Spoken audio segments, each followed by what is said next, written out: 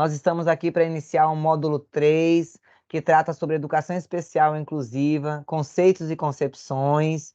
Eu sou a professora Eliane Mal, eu sou uma mulher branca, de 42 anos, tenho cabelos cacheados, longos, eles estão soltos, caindo sobre os meus ombros. Sou usuária de óculos de grau e hoje eu estou aqui para a gente conversar um pouquinho com vocês sobre educação especial e inclusiva. Faremos uma parceria, eu juntamente com a professora Patrícia Zutião. Olá, pessoal. Espero que vocês estejam bem. Sejam bem-vindos aí ao módulo 3. Eu sou Patrícia Zutião, tenho 31 anos, sou uma mulher branca, usuária de aparelho ortodôntico. Meus cabelos são pretos, longos e lisos. Eles estão soltos e divididos ao meio. E no momento eu estou usando uma blusa verde. Estou no meu escritório, ao fundo uma parede branca. Então, como o Mal já disse, nós vamos agora começar o módulo 3 e, mais especificamente, a nossa aula 1 vai tratar sobre a história e os paradigmas da educação especial. Então, iniciando aí a história da educação especial, a gente vai começar lá antes da Idade Moderna. Então, o que acontecia com as pessoas com deficiência nessa época? Elas eram ou abandonadas ou eliminadas. Por quê? Porque lá naquela época, muitas delas iam para a guerra, né? Então, as pessoas iam para a guerra e essas pessoas eram tratadas como inúteis. Então, se elas eram inúteis, elas eram abandonadas ou mortas. As pessoas que sobreviviam, né, a única profissão registrada nessa época para essas pessoas, principalmente as pessoas com deficiência intelectual, com nanismo, com microcefalia, né, era a questão da teatralização. Então, eles eram tidos como palhaços e como conhecidos bobos da corte, né? Então, eles trabalhavam nos famosos street shows ou show de horrores, né, para os seus senhores, né, para os seus patrões. E aí, nesses shows, os patrões ganhavam dinheiro em cima do trabalho dessas pessoas com deficiência, né? Então, fazendo aí piadas, né, utilizando desse trabalho como se eles fossem, né, palhaços. E isso a gente vê até hoje, né? Então, a gente vê muitos anões ainda trabalhando na televisão ou aí no Instagram. Então, infelizmente, ainda a gente vê um pouquinho dessa história sendo aí perpassado nos dias de hoje. O que predominava na época? Que as pessoas, a deficiência, né? Essas pessoas, elas tinham essa deficiência ou por conta de que eles estavam pagando um castigo, né? Ou de seus pais, ou de uma vida anterior, né? Então, que eles tinham que pagar alguma coisa que eles tinham feito, algum pecado que eles tinham cometido, então que eles estavam pagando com a deficiência, né?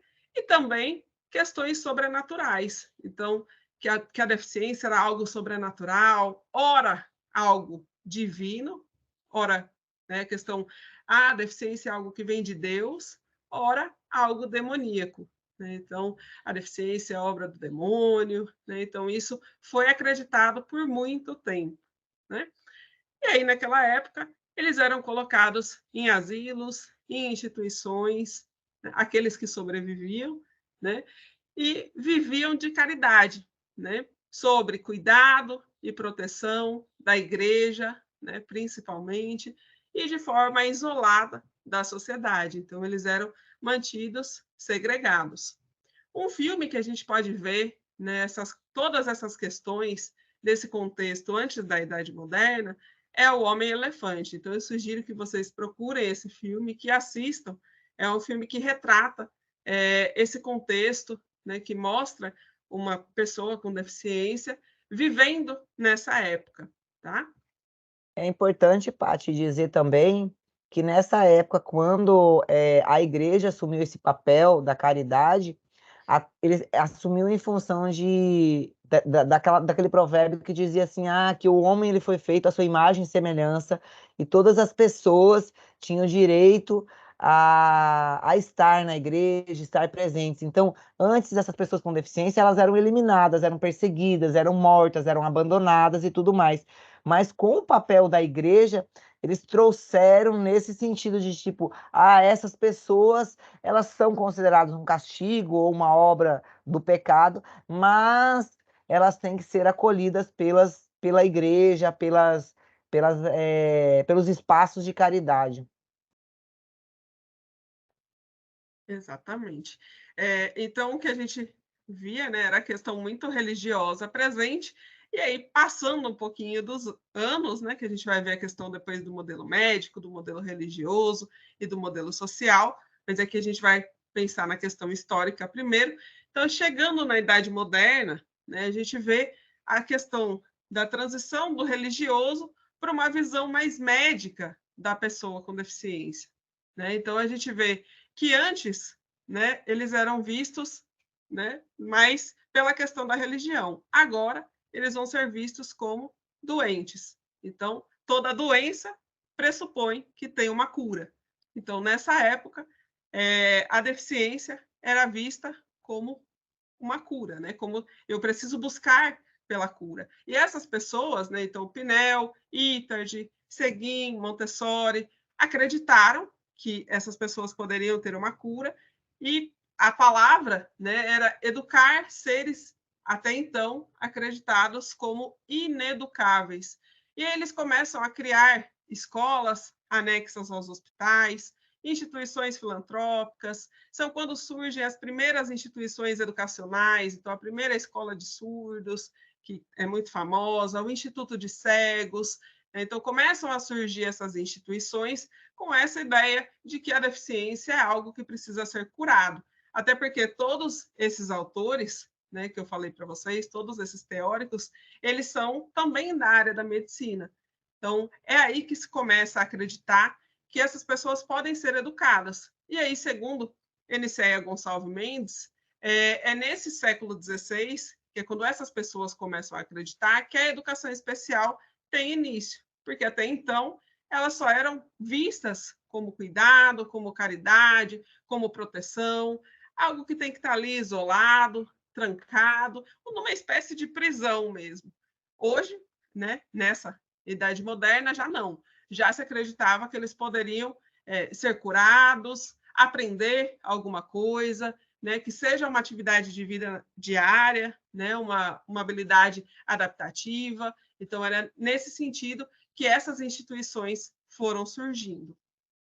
Uma sugestão de filme, Paty, que a gente pode falar dessa questão da possibilidade de cura de uma pessoa com deficiência é O Menino de Aveyron, que foi inclusive feito testes nesse estudante, que deu origem ao Mowgli, o Menino Lobo. Então ele é um menino que foi abandonado na floresta e foi criado por lobos. Então ele não tinha características de uma pessoa que foi criada num contexto social. Então ele tinha comportamentos e atitudes como se fosse um lobo. E aí Tarde tentou educar esse menino de Aveyron, tentando provar que ele poderia ser curado para viver em sociedade. Maravilha. Mais um filme aí para vocês assistirem. Então, que é o Vitor, né? Que é educado por Itard. E aí vocês podem assistir e entender um pouquinho mais dessa pedacinho da história. Pensando, então, no modelo, já do modelo médico, para passar para o modelo social, que é o que a gente acredita e o que a gente vive hoje, né? Então, o modelo médico, que era o vivido naquela época, o foco deles, então, como a gente viu, era na cura. Então, o foco era na lesão, era na deficiência. Né? Então, era como se aquilo fosse uma tragédia para aquela pessoa que precisava ser curado para que ela conseguisse viver em sociedade. Né? Então, o foco era no CID, né? No CID-10, no CID-11, atualmente, né? Como se aquilo fosse uma tragédia dela e que eu precisava tirar aquilo dela para que ela conseguisse realmente viver na sociedade. O que a gente acredita hoje, né? Então, pensando no modelo social da deficiência. Né? Então, a gente acredita que o foco tem que ser nas barreiras. Né? Então, por quê? Porque a deficiência, né, antes de ter uma deficiência, a pessoa ela é um ser humano. Né? E muitas das vezes a pessoa não consegue realizar algo por conta das barreiras que são impostas, sejam elas físicas, atitudinais, né? Então, a gente precisa focar em eliminar essas barreiras para que essas pessoas consigam fazer, né, ter acesso às atividades, participar das atividades, tanto na escola quanto na sociedade em geral. E aí a gente tem mais um pouquinho da diferença do modelo médico e do modelo social, né? Então, do modelo médico, ele vai muito na questão da incapacidade, então, sempre pensando na questão da cura, da reabilitação, na questão de sempre colocar doença e deficiência unidas, né? Como se fossem a mesma coisa, tivessem o mesmo significado, e o social não. É aquilo de que é a sociedade que precisa mudar, é a escola que precisa se adaptar ao estudante, e não o contrário. Né? Então, a gente vê a influência tanto do modelo médico quanto do modelo social nos documentos, né, nas legislações que foram surgindo aí nesse contexto histórico, quanto também nas práticas dos professores. Né? Então, a gente vai ter uma aula aí de legislação futuramente, né? A aula 3 desse módulo vai ser de legislação, e a gente vai ver esses modelos perpassando nas legislações que a gente vai aprender. E a gente também vê isso muito na prática dos docentes. Né? A gente ainda vê essa visão médica, a gente ainda vê esses sujeitos sendo vistos como incapazes de fazer, incapazes de participarem de atividades, como especiais, né? Como tendo uma desvantagem, focando muito na limitação. Então, muitas vezes, os planos de aula vêm lá, né, cheio de limitação. E o que ele faz? Né? Então, a gente precisa focar no que ele faz, no que eu posso eliminar de barreiras para que ele consiga fazer. Né? Então, esse é o modelo social. O que eu posso eliminar, o que eu posso adaptar para que ele possa realizar as atividades, para que ele possa participar e realmente ser incluído na sociedade, na escola, né, lá junto com os colegas. Então, isso é a verdadeira inclusão. E aí aqui a gente tem uma imagem, né, que mostra o pensamento tanto do modelo social quanto do modelo médico.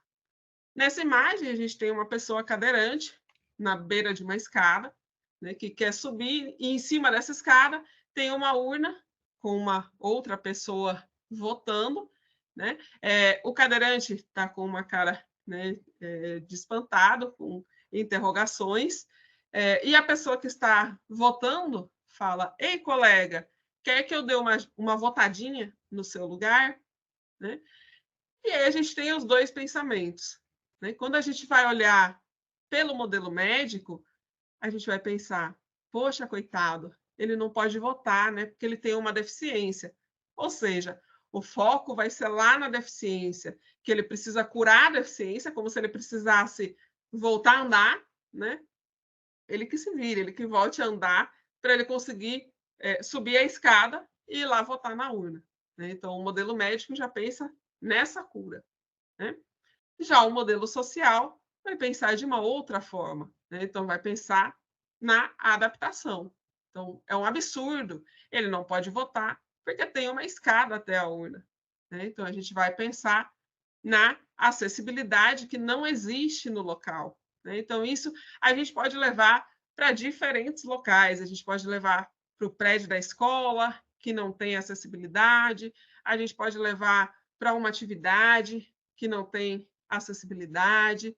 Né? Então, a gente precisa sempre estar olhando para esse modelo social. Né? Enquanto modelo social. Por quê? Porque nós, enquanto professores, nós, enquanto escola, precisamos nos adaptar ao estudante, e não o contrário. E aí a gente vai falar um pouquinho, pensando nessa história da educação especial, pautada no modelo médico para a evolução para o modelo social, a gente vai falar um pouquinho sobre os paradigmas da educação especial. Nós temos 4 paradigmas. A gente fala da exclusão, da segregação, da institucionalização ou da integração e da inclusão. É um processo de evolução. O que seria esse paradigma da exclusão? Na imagem, nós temos um círculo e dentro desse círculo tem várias pessoas. Só que a parte desse círculo, em torno desse círculo, nós temos várias outras pessoas que foram segregadas, foram excluídas, na verdade, de terem direito ao acesso à educação. Então, as pessoas com deficiência, elas não tinham acesso à educação. Então, elas eram excluídas do processo. E como a gente viu na fala de Patrícia, esse processo aconteceu primeiro por meio do abandono, da perseguição, da morte, do isolamento, enfim. Depois desse processo de exclusão, a gente passa para o paradigma da segregação. O que é esse paradigma da segregação? É quando são criadas instituições especializadas ou espaços que não eram especializados para atender essas pessoas com deficiência. Então, eram consideradas instituições especiais. Então, tinha uma escola de pessoas sem deficiência, que na época usava muito o termo normal, então a escola de pessoas normais, e as instituições de pessoas que tinham vários termos, retardados, aleijados, enfim. Essas pessoas ficavam nesse espaço, separadas, segregadas, longe de suas famílias. Então, quais eram esses locais? Eram hospitais psiquiátricos, manicômios, casas residenciais, que era só para o cuidado dessas pessoas. Então, não tinha um interesse educacional pautado. Era como se fosse no cuidado e na proteção dessa pessoa, desde que ela não tivesse contato com a sociedade. Então, muitas famílias colocavam os seus filhos, os seus parentes, ou pessoas que eles conheciam nessas instituições especializadas para realmente esconder essa pessoa da sociedade, deixa ela lá quietinha. Então, muitas pessoas com deficiência, elas foram colocadas em manicômios, nessas casas e tudo mais, segregadas, apartadas de todos. Então, antes elas eram na exclusão, elas eram perseguidas, mortas, abandonadas e tudo mais. Agora elas eram colocadas em um espaço específico, sem uma atenção especial. Depois a gente passou no processo de evolução para a questão da integração. Foi quando pensaram, não, essas pessoas com deficiência, elas têm que estar na escola, elas têm direito à educação. Então, o que seria essa integração? Elas vão para a escola comum, para a escola regular, mas elas não podem estar com os outros alunos sem deficiência ou sem uma outra característica. Então, tinham as turmas das pessoas sem deficiência e tinha uma classe especial lá no fundo da escola, escondidinha de todo mundo, que os alunos com deficiência eram atendidos.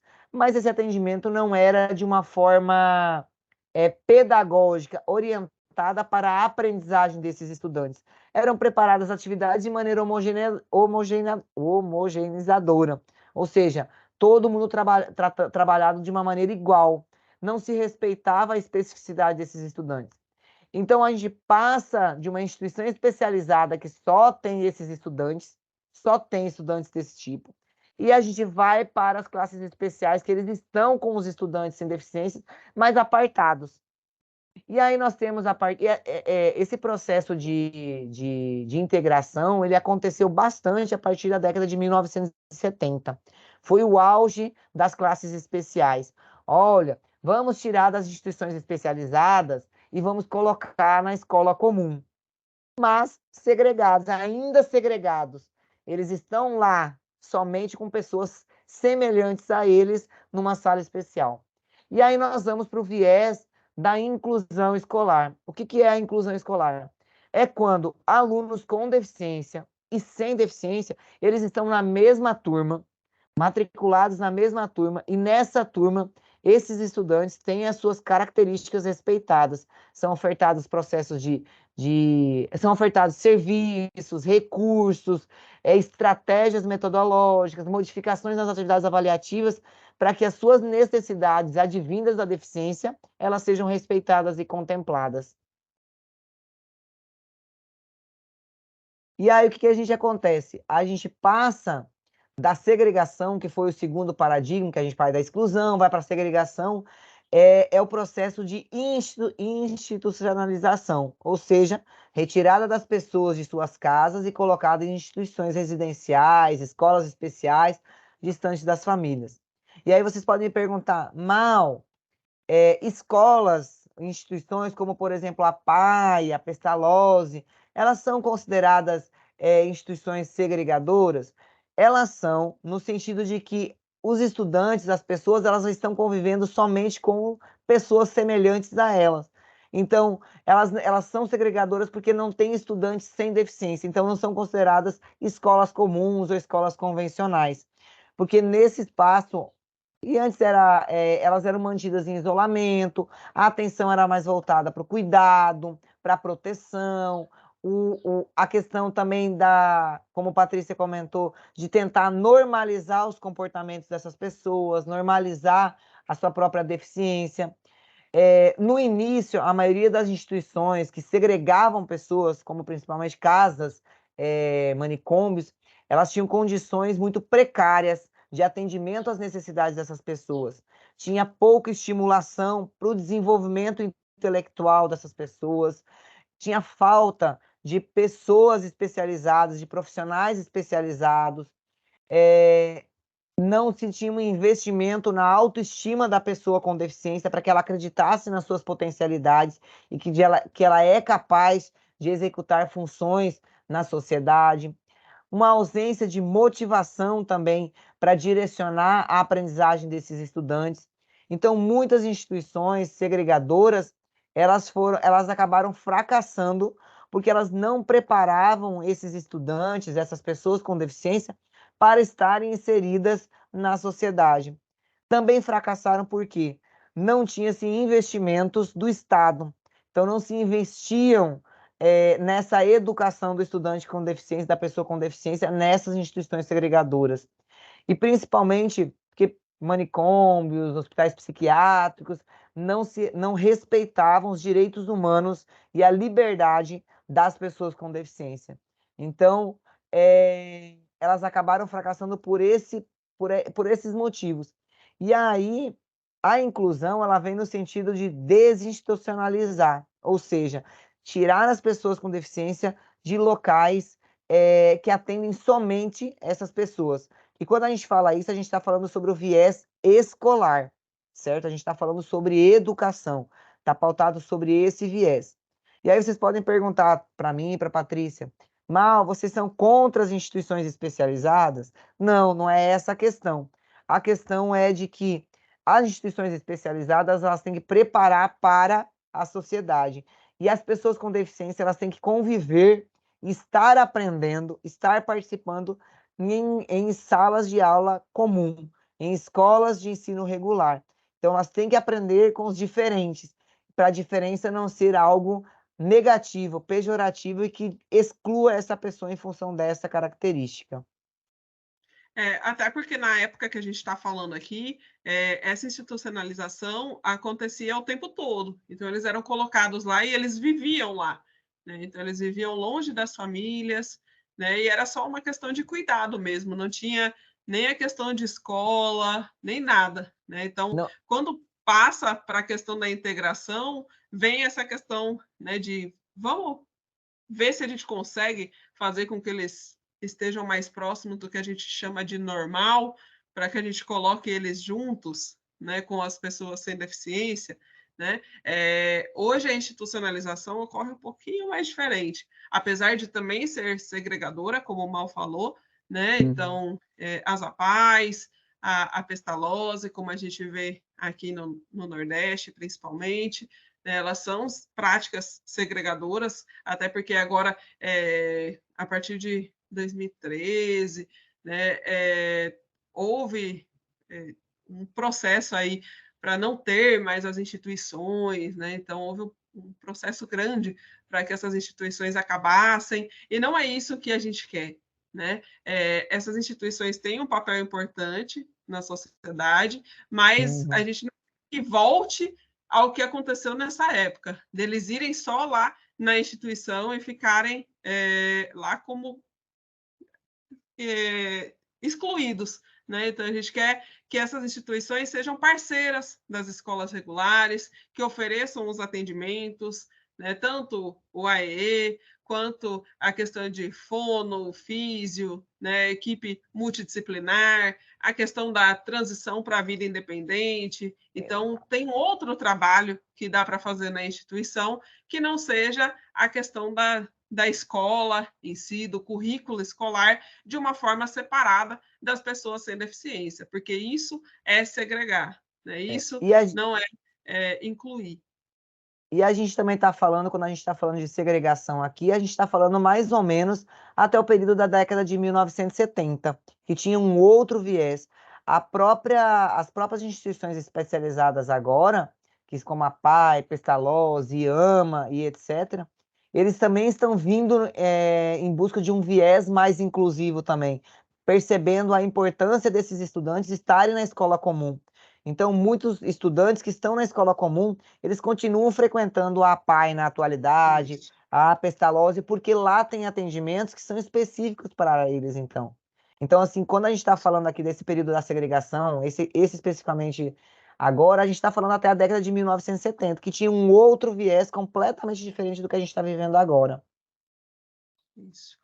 E, inclusive, deles não, nessa época, né, deles não terem contato com pessoas sem É. deficiência, muitas vezes a deficiência deles piorava, né, deles estarem em contato com pessoas, só com pessoas com deficiência, né? Então, tinha pouca estimulação, eles não eram estimulados a fazerem as habilidades adaptativas, atividades de vida diária mesmo, de tomar um banho sozinho, né, de escovar um dente, né? Então, eles acabavam aumentando ainda mais a questão da baixa autoestima, né? Então, ficavam desmotivados, né? Então, por isso que houve essa fase de desinstitucionalização. Então, existem algumas dissertações e teses sobre essa questão.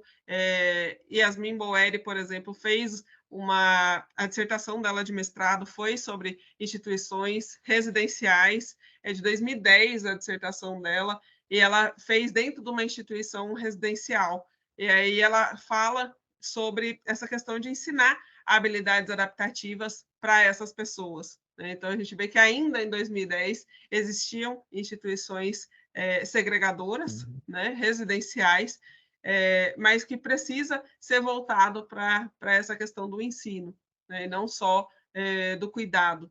Exato. E aí a gente muda para o paradigma, né, da integração, que aí já é voltado um pouquinho para um paradigma de serviços, que vem para essa ideia da normalização, ou seja, o enfoque é no serviço único, né, que como o Mal falou lá enquanto estavam as figurinhas, era um serviço, né, era classe especial, ou era uma casa de passagem, um centro de vida independente, uma oficina ou centro de reabilitação.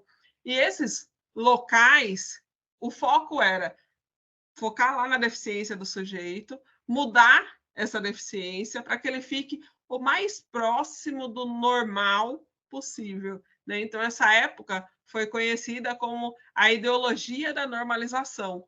Né? Então, existia ali um padrão, né, na sociedade que tinham tais condições para que esse sujeito pudesse ser inserido lá na sala comum. Principalmente lá em 1970, isso se popularizou. Então, tinham muitas classes especiais, essas classes funcionavam dentro das escolas regulares, garantiu a matrícula desse sujeito nas escolas regulares, porém, não na sala comum, junto com os estudantes sem deficiência.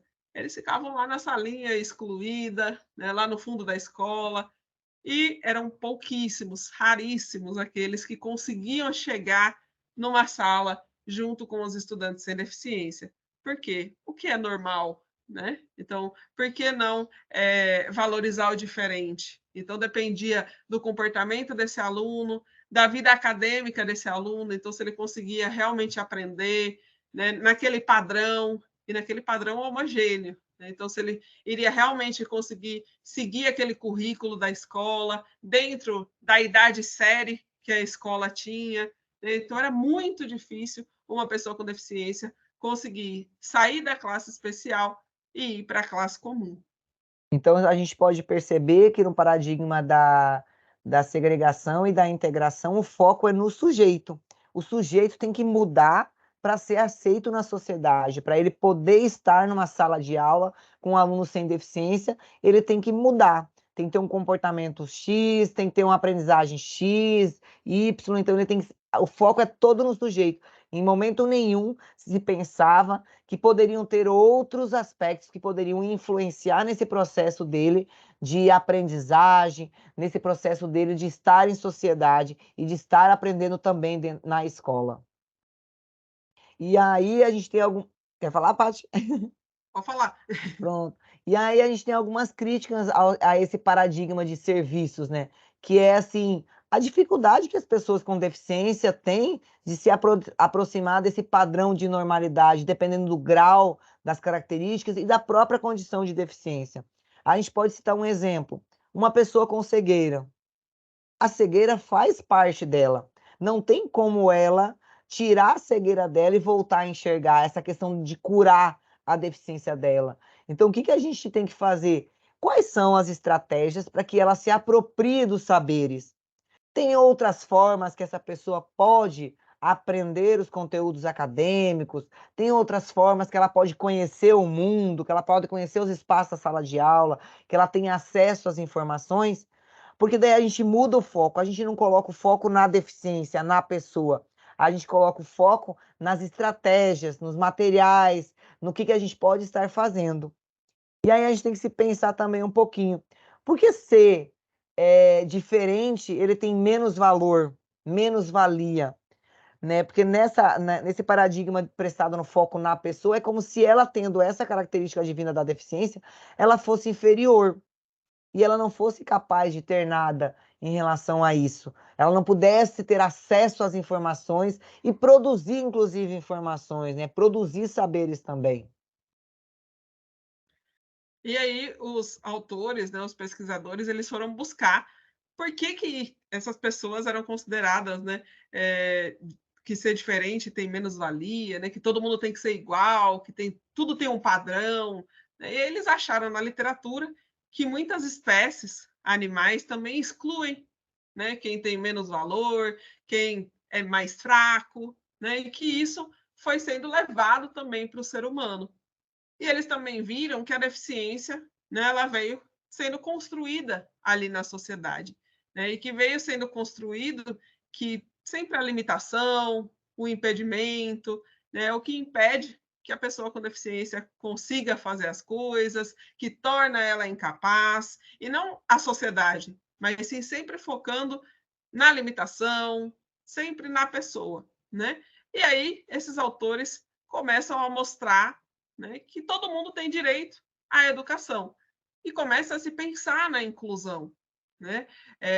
Essa normalização ela começa a perder força, começa a se pensar que as pessoas são diferentes, não só com deficiência ou sem deficiência. Todo mundo aqui tem um saber diferente. Né? Eu tenho certeza que alguns de vocês estão anotando a aula, outros vão ter que voltar à aula, outros aprendem ouvindo, outros vão ter que ir lá no material ler. Né? Então, é isso. Cada um aprende de uma forma, cada um aprende num ritmo, e todo mundo tem que ter o direito a uma educação, né? Igual. Né? O direito é igual, mas a educação ela é adaptada. Né? E aí é quando surge a Constituição Federal, em 1988, que fala que a educação é para todos, todos os cidadãos. Né? Garantindo não só o acesso, mas a permanência e a participação de todos. E a normalização, então, falha, né? Perde forças, né? Não tem mais como ter as classes especiais deveriam, né, parar de existir, e a integração vira agora o que a gente tem agora na prática, a inclusão, que aí o paradigma vai para o suporte. Então, agora o que a gente tem que dar para a pessoa com deficiência é o suporte, ou seja, todas as pessoas têm o direito à convivência não segregada, então todas as pessoas podem conviver onde elas quiserem, podem ter acesso ao que elas quiserem, seja na escola, fora da escola, no transporte, no esporte, na política, no meio que vocês pensarem, e elas precisam do suporte social, econômico, físico, instrumental, para que elas consigam ter esse acesso. Então, algumas pessoas vão precisar de adaptações, né? A gente vai falar no módulo 4 de adaptações de grande e de pequeno porte, né, para vocês entenderem o que são esses suportes, né? Mas a gente precisa garantir que todas tenham não só o acesso, mas também a participação, porque incluir não é só elas estarem na escola socializando, né, que é o que acontecia na integração. Então, na integração, por mais que elas estivessem ali numa salinha, na hora do intervalo elas estavam ali socializando, né? Era isso que se falava na época. Não, inclusão, elas estarem ali socializando, sim, que é parte importante do aprendizado, mas também aprendendo, né? Aprendendo o que está no currículo, tendo acesso às atividades, participando da atividade, e para isso a gente precisa reajustar o currículo, reajustar as atividades, reajustar a forma de avaliação, tá? Então, reajustar toda essa realidade. E aí é que a gente colocou um quadro comparativo entre a integração e a inclusão escolar. Na integração escolar, o problema, como a gente pontuou para vocês, ele era centrado no aluno. Já na inclusão escolar, ele prevê a reestruturação do sistema educacional. Então, todo o sistema educacional composto pela própria escola, pelos professores, pelos materiais, pelo currículo, ele precisa ser reestruturado para atender as necessidades desse estudante. Na integração escolar, não há uma falha aí, Paty, de, Pressuposição. isso, de mudança da escola, tanto do ensino quanto da escola. Então, assim, não há uma perspectiva de que a escola mude a forma como ela ensina. Não há essa mudança. Já na inclusão escolar, a gente vai na perspectiva que os currículos eles têm que ser reformulados, as formas de avaliar os estudantes com deficiência também têm que ser reformuladas, precisa-se de formação para os professores que atuam com estudantes com deficiência, e precisa também de uma reformulação das políticas educacionais voltada para as pessoas com deficiência e também para todas as outras pessoas, que a gente fala da pessoa com deficiência, mas a gente teve toda uma evolução do pensar sobre educação para as pessoas diante da diversidade. Na integração escolar, os serviços eram organizados em níveis, sendo que muitas vezes o aluno retornava para o serviço mais segregado. Um exemplo, o aluno estava na classe especial, lá na escola comum, lá no fundo, numa turma lá no fundinho, aprendendo lá com outros estudantes com deficiência. Mas os serviços, eles não eram ofertados de acordo com as necessidades desse estudante. Eles eram ofertados de maneira homogênea para todo mundo. O currículo era homogêneo dentro da própria classe especial. Então, o que acontecia? Esse estudante que estava na classe especial não tinha respeitado as suas necessidades, as suas características, e ele acabava voltando para a instituição especializada, porque era mais ou menos do mesmo atendimento. E ainda ali nessa escola, não se tinha orientações de como que deveria se tratar esse aluno, conhecer suas características. Então, ele às vezes era muito mais excluído nesse espaço, ridicularizado nesse espaço, humilhado nesse espaço, que ele acabava voltando para a instituição especializada. Já no viés da inclusão escolar, a gente tem que intensificar a prestação de atendimento na sala comum da escola regular. O que seria esse atendimento? Seria ter que fazer análise de quais são os recursos materiais, equipamentos, de quais estratégias, de quais atitudes, tudo que precisa ser modificado, ajustado para atender a necessidade desse estudante. Quer contribuir, Paty? E aqui na inclusão também já entra um pouquinho da política do atendimento educacional especializado e também o que a gente conhece hoje como ensino colaborativo. Né? Vocês vão conhecer um pouquinho disso no módulo 4, né? Mas já antecipando para vocês, é esse atendimento que entra também para garantir que a inclusão escolar aconteça. Então, a principal modificação é na segregação, na integração, a gente tinha o foco na institucionalização, nos serviços e na mudança do estudante. Já no suporte, na inclusão, a gente foca nos suportes, nos apoios, nos ajustes que a sociedade, que os professores, que a escola tem que oferecer para esse estudante. Então, a gente muda o foco. Antes o foco no aluno, agora o foco no suporte que a gente oferece, naquilo que é necessário. Então, há uma ruptura nesse paradigma. Todavia, entretanto, porém, contudo, a gente estava até conversando, né, Paty, sobre isso. A gente sabe que teve essas modificações nos paradigmas, nos seus entendimentos, mas a gente percebe que ainda, apesar de todas as mudanças, algumas características da institucionalização, elas ainda são presentes. Essa questão da segregação, da integração, elas ainda são muito presentes nos pensamentos, nos entendimentos de algumas pessoas e principalmente na efetivação de algumas práticas pedagógicas no espaço da escola. Ainda tem, infelizmente, professores e profissionais, familiares, que pensam que o aluno necessita, o aluno com deficiência, a pessoa com deficiência, ela precisa ser curada, ou que ela precisa estar somente com pessoas com as suas características, que ela não deveria estar com pessoas que não apresentam deficiências, que ela não poderia estar na escola. Ou ainda, a gente ouve muito, né, Paty, profissionais dizendo que esse estudante ele tem que se esforçar para conseguir acompanhar aquele currículo que é homogêneo, aquelas estratégias que são as mesmas para todo mundo.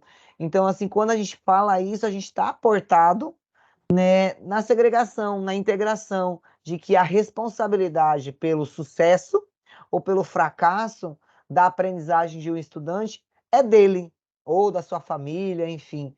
E aí, no viés da inclusão, não. O sucesso ou o fracasso vai depender de todas as ações, de todas as estratégias, de todos os materiais, de todos os equipamentos que a instituição, a escola, os professores vão oferecer para esse aluno. Depende do esforço dele? Obviamente, como qualquer estudante. Mas se ele não tiver todos esses suportes, ele não tem as suas características respeitadas. E aí a gente vai tentar novamente normalizar esse estudante. E eu acho que aqui é importante citar, né, que não teve essa ruptura. Na sociedade a gente vê isso. Infelizmente, abre também para as famílias matricularem fora da escola comum, por ter um termo lá que a gente briga para mudar, que é o preferencialmente.